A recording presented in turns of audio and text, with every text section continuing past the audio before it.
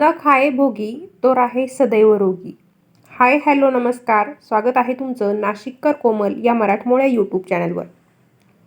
नुकतीच इंग्रजी नवीन वर्षाला वर्ष 2026ची सुरुवात झालेली आहे. नवीन वर्षाची सुरुवात झाली, आता सर्वांचे वेध लागलेले आहे ते म्हणजे मकर संक्रांतीच्या सणाकडे. आणि खास करून ज्या मुलींचं नुकतंच लग्न झालेलं आहे त्यांच्यासाठी हा पहिलाच सुवासिनीचा सण असणार आहे. त्यामुळे त्या देखील आतुरतेने या मकर संक्रांतीच्या सणाची वाट बघत असतील.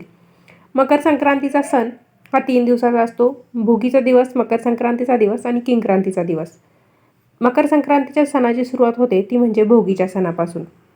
आता भोगीच्या सणाबद्दल माहिती बऱ्याच जणांना नसेल. भोगीचा सण कधी साजरा करायचा, कसा साजरा करायचा, या दिवशी कोणता पदार्थ बनवायचा असतो, या दिवशी काय करायचं असतं, अशी माहिती तुम्हाला नसेल तर आजच्या व्हिडिओमध्ये मी तुम्हाला भोगीच्या सणाबद्दल संपूर्ण माहिती सांगणार आहे. त्यासाठी तुम्ही व्हिडिओ संपूर्ण बघा. व्हिडिओ बघत असताना कमेंटमध्ये ओम सूर्याय नमः असं नक्की लिहा. चला तर मग आजच्या व्हिडिओला सुरुवात करते. मकर संक्रांतीच्या आदला दिवस म्हणजे साधारणपणे मकर संक्रांत जर 14 जानेवारीला असली तर 13 जानेवारीला असते भोगी, आणि मकर संक्रांत जर 15 जानेवारीला असेल तर 14 जानेवारीला असते भोगी. मकर संक्रांतीच्या आदल्या दिवशी भोगी असते. मकर संक्रांतीच्या आदल्या दिवशी म्हणजे भोगीच्या सणाच्या दिवशी बाजरीची भाकर, खिचडी, गुळाची पोळी आणि भोगीची भाजी खाल्ली जाते. भोगी सणाचं महत्त्वच मी तुम्हाला आजच्या व्हिडिओमध्ये सांगणार आहे. या दिवशी काय करायचं, काय खायचं. न खाये भोगी तो सदा रोगी, हे आपण नक्कीच ऐकलं असेल. याचाच अर्थ असा आहे की आनंद घेणारा किंवा उपभोगणारा. मकर संक्रांतीच्या आदल्या दिवशी म्हणजे भोगीच्या दिवशी सकाळी लवकर उठायचं आणि घर आणि त्याच्या बाजूचा परिसर आपण स्वच्छ करून घ्यायचा आहे. दारासमोर मुख्य दरवाजा स्वच्छ करायचा आहे, सडा रांगोळी करायची आहे आणि घरातील सर्व सदस्यांनी अंघोळ करताना त्यामध्ये पांढरे तीळ टाकायचे आहे आणि तीळ मिश्रित पाण्यानेच अंघोळ करायची आहे. भोगीच्या दिवशी अंघोळीच्या पाण्यात तीळ टाकून अंघोळ करण्याची परंपरा आपल्याकडे पूर्वीपासून चालत आलेली आहे. त्याचबरोबर या दिवशी भोगीची मिक्स भाजी आणि तीळ लावलेली बाजरीची भाकर खाण्याची देखील पद्धत आहे. अंघोळ झाल्यानंतर तुळशीला पाणी द्यायचं आहे, देवपूजा करायची आहे आणि उगवत्या सूर्याला आपल्याला पाणी द्यायचं आहे. सूर्यदेवाला अर्घ्य अर्पण करायचं आहे. सूर्यदेवाला अर्घ्य देत असताना ओम सूर्याय नमः किंवा गृणी सूर्याय नमः असा मंत्र आपण म्हणायचा आहे. सूर्यदेवाला अर्घ्य देताना त्या पाण्यामध्ये देखील थोडेसे तीळ, हळद कुंकू, अक्षता आणि एक फूल टाकायचं आहे आणि थोडंसं कच्चं दूध मिसळायचं आहे आणि हे पाणी आपल्याला सूर्यदेवाला अर्पण करायचं आहे. मकर संक्रांतीच्या आदल्या दिवशी म्हणजे भोगीच्या दिवशी तीळ लावलेली बाजरीची भाकरी, लोणी, पापड, वांग्याचं भरीत, चटणी आणि खमंग खिचडी खाण्याची परंपरा आहे. या दिवशी मिक्स भाजी बनवली जाते, ज्यामध्ये गाजर, वांगं, वाटाणा, बटाटा यांच्यासारखे पदार्थ टाकले जातात. बऱ्याच ठिकाणी खूप साऱ्या भाज्या म्हणजे वालाच्या शेंगा अशा खूप साऱ्या भाज्या टाकण्याची पद्धत आहे आणि हे सर्व मिक्स करून भाजी बनवली जाते. आता प्रत्येक ठिकाणी कोणकोणत्या भाज्या घालायच्या ही पद्धत थोडी वेगळी असेल, पण मिक्स भाजी खाण्याची परंपरा मात्र सगळीकडेच आहे. काही ज्या सासूरवासनी मुली असतात त्या भोगीचा सण उपभोगण्यासाठी माहेरी येतात. भोगी साजरी करण्यामागील कारण असं आहे की इंद्रदेवानं धरतीवर उदंड पीक पिकावं म्हणून प्रार्थना केली होती. पीक वर्षानुवर्ष अशीच पिकत राहावी म्हणूनच आपण ही प्रार्थना करत भोगीचा सण साजरा करण्याची प्रथा तेव्हापासून पडलेली आहे. म्हणूनच आपली शेतातील पिकं चांगली राहावी, भरभराट व्हावी यासाठीच भोगीचा सण साजरा केला जातो. या दिवशी काही ठिकाणी म्हणजे काही राज्यांमध्ये छोटीशी होळी पेटवली जाते आणि भोगीचा सण साजरा केला जातो. होळी पेटवून त्यामध्ये काही वस्तूंची आहुती दिली जाते. वेगवेगळ्या राज्यांमध्ये मकर संक्रांतीच्या सणाला वेगवेगळ्या नावाने ओळखलं जातं. या दिवशी जी भाजी केली जाते भोगीची भाजी ती खूपच पौष्टिक असते, त्यामुळे प्रत्येकाने एक घास का होईना ती भोगीची भाजी खाल्लीच पाहिजे. आता हिवाळ्याचा सीझन आहे. आपल्याला दिसत आहे की मार्केटमध्ये सर्वच प्रकारच्या भाज्या उपलब्ध असतात. शेतात देखील नवीन पिकाला बहर आलेला दिसतोय. त्यामुळे या काळामध्ये भोगीची भाजी आणि तीळ लावलेल्या बाजरीच्या भाकरीचा आस्वाद घेतला जातो.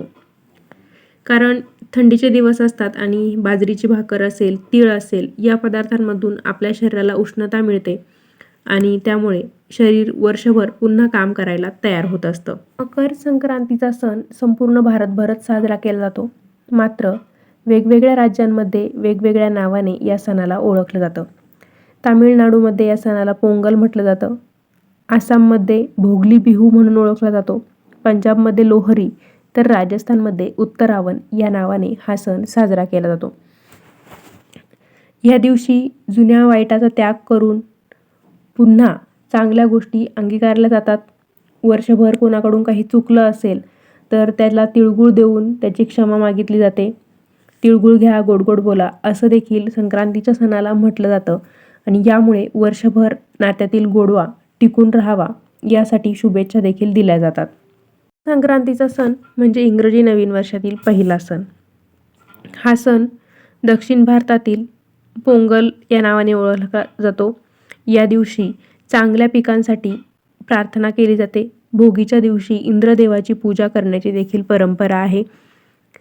जुन्या आणि ज्या निरुपयोगी वस्तू असतात त्या आपण घराबाहेर या दिवशी टाकायच्या असतात किंवा तुम्ही त्या वस्तू जाळून देखील टाकू शकता आणि अशा प्रकारे आपण चांगल्या मनाने, स्वच्छतेने नवीन वर्षाची सुरुवात करायची असते. भोगीच्या दिवशी घराची स्वच्छता करण्याला खूप महत्त्व आहे. इतर राज्यांमध्ये तर छोटीशी होळी पेटवून त्यामध्ये जुन्या गोष्टींची आहुती दिली जाते, पण आपल्याकडे अशी परंपरा नाही आहे महाराष्ट्रामध्ये. पण इतर राज्यांमध्ये अशी परंपरा आहे. त्यामुळे आपण देखील आपलं घर स्वच्छ ठेवायचं आहे, नीटनेटकं ठेवायचं आहे. मुख्य प्रवेशद्वाराची स्वच्छता करायची आहे, घरातील जाळे जळमटं काढायचे आहे, त्यानंतर तीळ मिश्रित पाण्याने स्नान करायचं आहे आणि महत्त्वाचं म्हणजे सूर्यदेवाला न विसरता अर्घ्य द्यायचं आहे. अर्घ्य दिल्यानंतर आपल्याला मिक्स भाजी करायची आहे, जिला आपण भोगीची भाजी म्हणतो. तर ती भोगीची भाजी आपण न विसरता करायची आहे आणि घरातील प्रत्येक सदस्याला एक एक घास का होईना ती भाजी खायला द्यायची आहे. भलेही एखाद्याला आवडत नसेल तरी त्याला सांगायचं की आजच्या दिवस एवढा एक घास तू भोगीच्या भाजीचा खा.